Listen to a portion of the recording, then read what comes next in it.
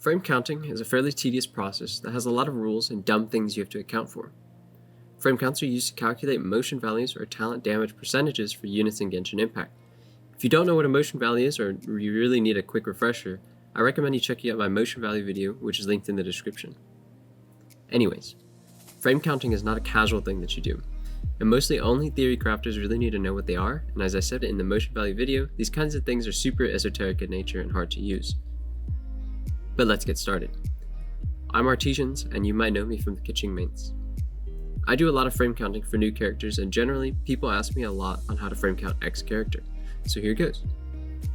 What you'll need is probably a spreadsheet. I use Google Sheets because you can share them and it's free, as well as a device that can record footage at a 60 FPS with video editing software to be able to count the frames. I use Adobe Premiere, but feel free to use any of the free alternatives like Kdenlive, which will be linked in the description. To put it simply, you start by recording the combo that you want to count, and you count the frames you need to do it. Now it's a little bit more nuanced than that, especially if you're counting frames that need to be adjusted for Hitlag or for maximum efficiency, but we'll run through a couple of examples to show you what I mean.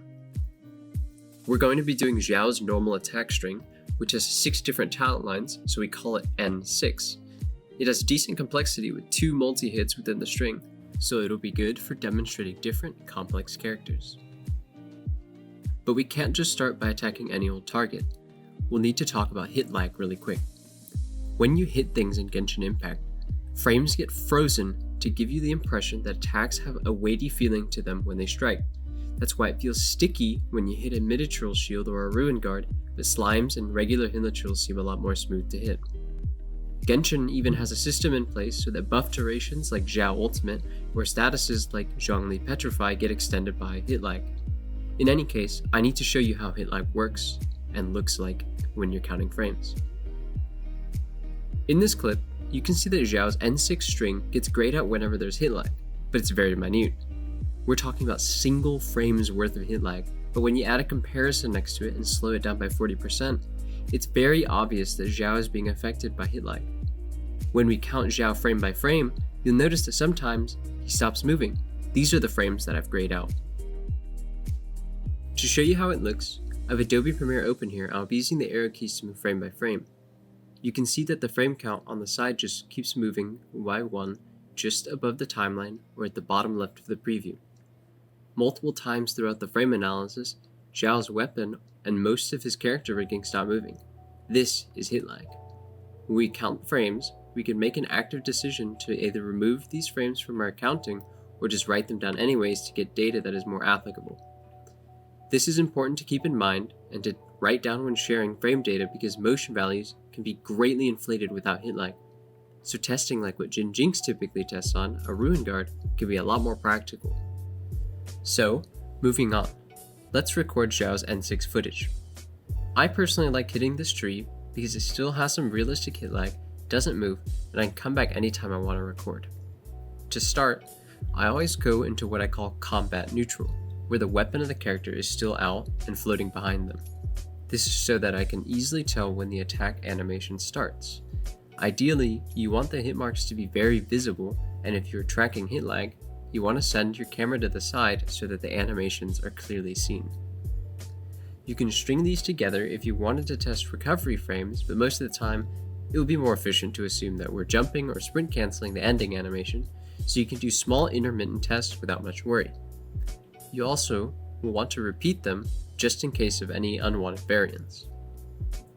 Now that we have our footage, we want to open it up in Premiere or our video editing software and set it up properly. You need to make sure that your sequence is set to 60 FPS and your timecode is displaying your frames. Now we go to where our combo is at on the timeline. Navigate to where Xiao is just entering combat neutral and scroll around until his weapon snaps into a different position. It'll be extremely obvious. The frame that Xiao's weapon first snaps into place is the first frame of the N6 combo. You want to write the specific frame down on your spreadsheet and set up some kind of calculator that spits out the frame counts from this relative position. My spreadsheet has this jank table at the top, and if you make a copy of my sheets, you can just use this to find your frames. Now, we need to scroll forward until we find a hit mark. A hit mark indicates that the target has taken damage regardless of whether or not there is a delay between your client and server for a damage number. You want to find the frame that has this yellow flash that is again very obvious and easy to spot. Record down the frame that it occurs on and repeat this for all of the hits of the combo, and you'll get a table like this at the end. And that's it for simple normal strings. For ranged units, it's a similar process. I like to count the moment that the flash occurs on the bow or the arrow flash when it's fired. Keep in mind that you do need to record the recovery time or the time in between the last attack and the beginning of the second string.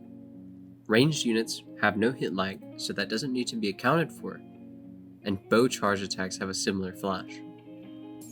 For mainly charged attacks and skills, we apply the same kind of logic, but the key points that we look for indication that a skill is cast and ended is not based on a hit mark or flash, because you can't cancel out of a skill's casting animation.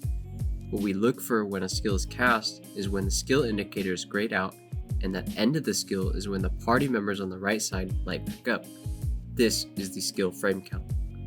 And that's it. You can use these frame counts to calculate motion values for misleading numbers or broken simulations, but that's a quick guide on how to calculate frames. If you have any questions, you can find me hiding in Kaching Mains' theorycrafting channels, and if you appreciated the guide, please leave a like or comment and let me know what you thought and what you want next.